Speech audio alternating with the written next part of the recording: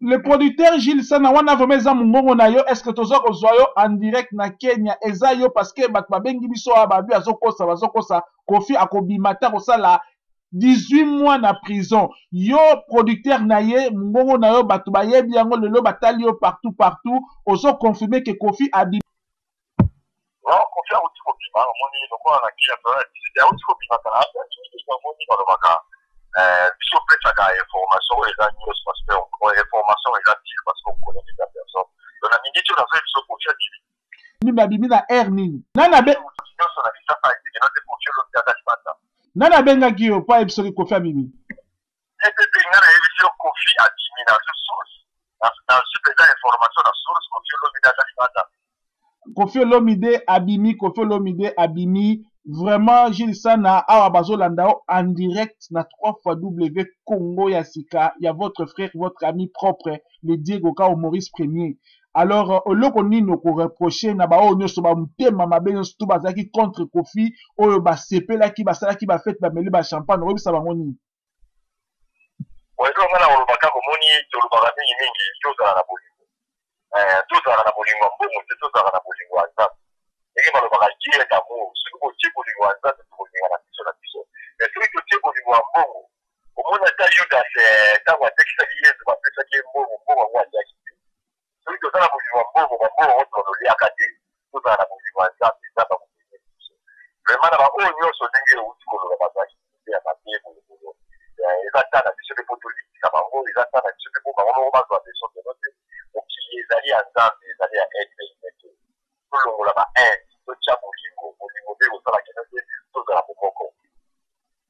Est-ce que démarche nini yo entreprendre ntango bazwi kilia na yo bazongisi ye na mboka après avoir osali ba démarche ya minene ba dépense ebele est-ce que oyebi ke gouvernement il faut dédommager yango est-ce que démarche nini o entreprendre parce que oyebi ke Kenya ezali pays de la droit pays de droit omoni eloko euti kosala maana eza accident ngai na business nanga na misala na ngai koyeba keno te soki accident ye ndenge nini na kosala couverture na ngai ndenge nini na koevolue na business omoni kaka ndenge Kofi ayaki badepense esalami makambo nyonso esalami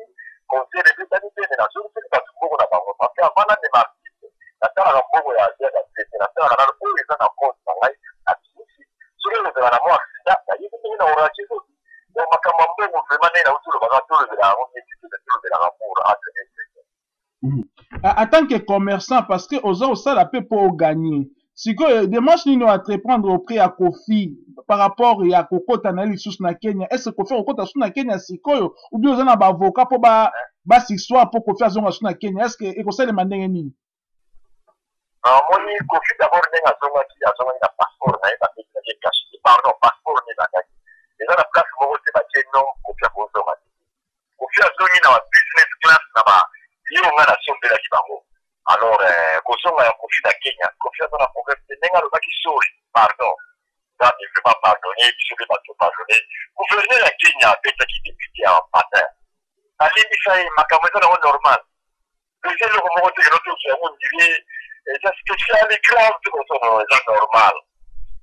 Bon, sikoyo, est-ce que okoki ko entreprendre ba démarche administrative pour wana eza théorie ozoloba mais a démarche réelle administrative juridique pour Kofi azonga soit beta na Kenya est-ce que c'est possible? Wana kutumia olobaki na banda yango déjà banda kala eza na melo moko simple na banda yango déjà kala ko ndenge aza na kati na range balobi in Kenya no problem il y a pas de problème.